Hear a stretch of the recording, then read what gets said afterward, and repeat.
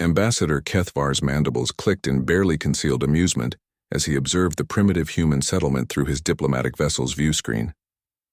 The third planet of this unremarkable system displayed the telltale geometric patterns that marked agricultural activity, vast rectangles of green and brown stretching across continents like a child's crude drawing.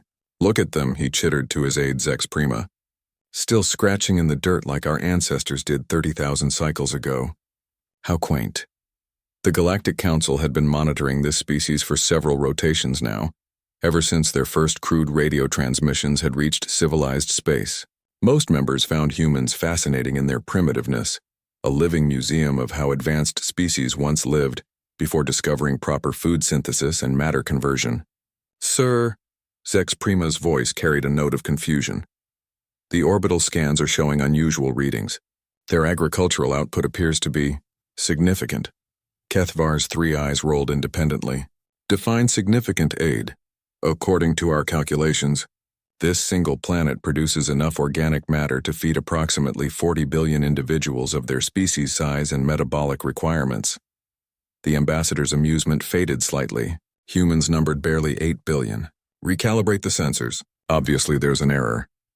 But the recalibration yielded the same results. Then came the more detailed scans. And what they revealed challenged everything the Galactic Council thought they knew about resource management. The humans weren't just growing food, they were engineering it. Genetic modifications that would have taken the Council's best scientists centuries to develop were being implemented in university laboratories by barely mature humans. They had created crops that could grow in environments that should have been toxic, plants that produced their own pesticides, grains with nutritional profiles that surpassed anything in the galactic databases. "This is impossible," Kethvar muttered, studying the readings for the 100th time. "No species develops this level of biological manipulation while still engaged in manual cultivation." The breakthrough came when they intercepted human communications, discussing something called the Green Revolution. Apparently, in the span of mere decades, humans had transformed their agricultural output through pure scientific innovation and determination. They spoke casually of feeding the world as if it were a simple engineering problem to be solved. Then came the reports from Council survey ships monitoring other human colonies. The pattern was consistent across every world humans had settled. Within years of establishing a foothold, they would transform barren landscapes into productive farmland. Deserts bloomed. Frozen tundra yielded harvests. Even their space stations featured elaborate hydroponic gardens that seemed to defy the laws of resource efficiency. The Council's own agricultural worlds, maintained by centuries of technological development and supported by massive orbital infrastructure, were being outproduced by humans using seeds and soil. "Sir," Zex Prima's voice interrupted Kethvar's brooding. "We're receiving a transmission from the human settlement. They're inviting us for dinner." The meal was served in a simple structure the humans called a barn, apparently where they stored their agricultural equipment. Long tables had been arranged, and the air was thick with aromas that made Kethvar's sensory organs tingle with anticipation. The human leader, a weathered female named Sarah Chen, gestured to the laden tables. "We heard you folks were interested in our farming methods. Thought you might like to taste what we've been working on." What followed was a revelation that shook Kethvar to his core. Each dish represented not just sustenance but innovation. Vegetables that had been bred to thrive in this world's unique soil composition. Grains engineered to provide complete proteins. Fruits developed to resist the local pathogens while maintaining optimal flavor profiles. "How?" he finally managed to ask, his universal translator struggling with the emotion in his voice. Sarah smiled, dirt still visible under her fingernails. "My grandmother used to say that you can't fool the soil. It knows if you're working with it or against it. We learned to listen." She led them outside to the fields where the geometric patterns Kethvar had mocked revealed their true purpose. Each section represented careful experimentation, test plots where new varieties were developed, rotation systems that maintained soil health across seasons, polycultures that maximized both yield and nutritional diversity.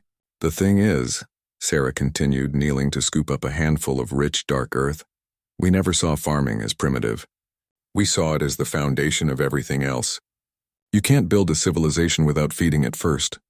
The data that Kethvar transmitted back to the Council sparked heated debates across the galaxy. Species that had long since abandoned agriculture in favor of sterile synthetic production began to reconsider.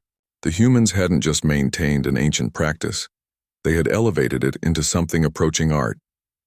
Within a cycle, the first requests arrived at human colonies. The proud Zentari, who had perfected matter synthesis millennia ago, wanted to learn crop rotation. The aquatic Merhai sought advice on adapting human hydroponic techniques to their underwater cities. Even the energy-based luminals expressed interest in understanding how organic systems could be so efficiently managed. The humans, with characteristic generosity, shared their knowledge freely. They sent agricultural specialists to worlds across the galaxy, carrying with them not just seeds and techniques, but a fundamental philosophy that had sustained their species through millennia of challenges.